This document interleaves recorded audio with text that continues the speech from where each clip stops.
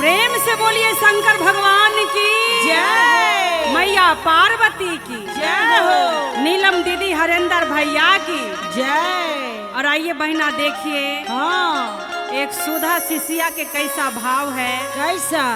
कि सासू जी हाँ रउआ तो इतना दिन से चर्चा जाता नहीं। हाँ, अब हमरो के गुरुजी के कंगना खरीद दी।